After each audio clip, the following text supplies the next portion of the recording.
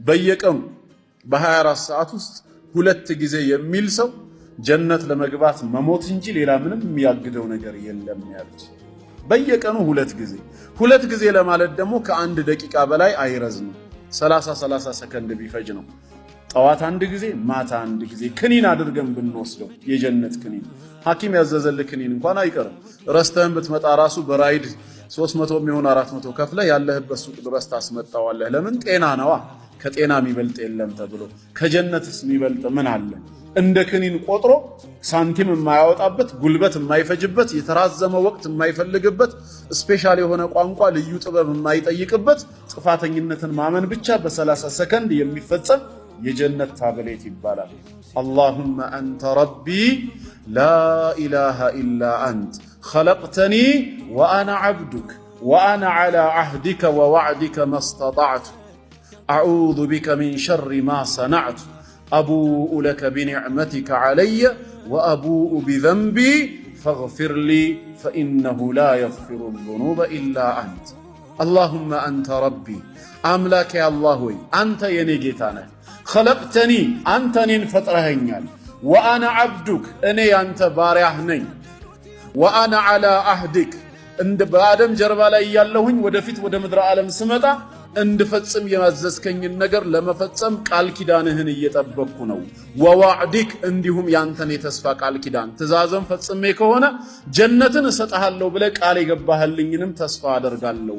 መስተጣዕቱ የቻልኩትን ያክል አዑዙ ቢከ ሚን ሸሪ ማ ሰነዕቱ እኔ ከሰራኋቸው መጥፎ ነገሮች ሁሉ ያንተ ቁጣና ቅጣት ወደ እኔ እንዳይመጣ በነዛ ሰበብ ባንተ እጠበቃለሁ። ከዛ በኋላስ አቡኡ ቢኒዕመቲክ አይ አዕተሪፍ አንተ ለኔ የዋልክልኝን ጸጋ ሁሉ አልክድም አምናለሁ። ወአቡኡ ቢዘንቢ ኃጢአተኛ ወንጀለኛ ባሪያ መሆኔንም ባንተ ፊት እናዘዛለሁ አምናለሁ። ስለዚህ ኃጢአተኛ ነኝና ፈግፊር ሊ እባክህ ማረኝ።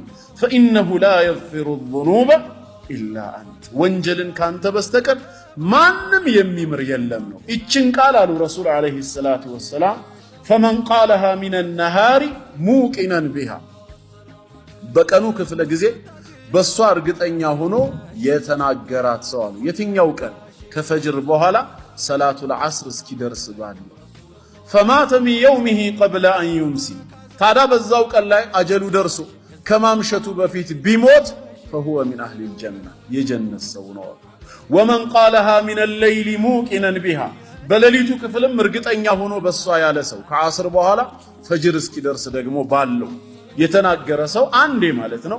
ፈማተ ሚን ለይለቲሂ ቀብለ አን ዩስቢሕ ከማንጋቱ በፊት ቢሞት በዛው ሌሊት ፈሁወ ሚን አህሊል ጀና የጀነት ሰው። ጠዋት 1 ማታ 1 አሁን ያለውን ዚክር ብንደግመው 30 ሰከንድ እንኳን አይሞላም። ዝም ብለን 30 ሰከንድ እንኳን ብናደርገው 2 ጊዜ ለማለት 1 ደቂቃ ነው የሚፈጀው። በአንድ ቀን ውስጥ 1 ደቂቃ ነይቶ ኃጢአተኛ መሆኑን አምኖ ጌታዬ ይምረኝ ዘንድ ብሎ እንደ ዚክር ክኒን አድርጎ ለምን አይቆጥረው? አላህ ይወፍቀን፣ የተግባር ሰው ያደርጋል። ኃጢአተኛ መሆናችንን እንድናምን አላህ ይፈልጋል። ወርሰን ሳይሆን ራሳችን በግብር በቸልተኝነታችን የፈጸምነው ጥፋት አለ። የቲጃኒዮች መውጂ ሰላም አለይኩም ረሱላህ ሰላም አለይኩም ዳሩል ሂጅረተይኒ ታሪክ ያወሳሽ አንቺ ሀበሻ ሰላም ይብዛልሽ። ሰላም አለይኩም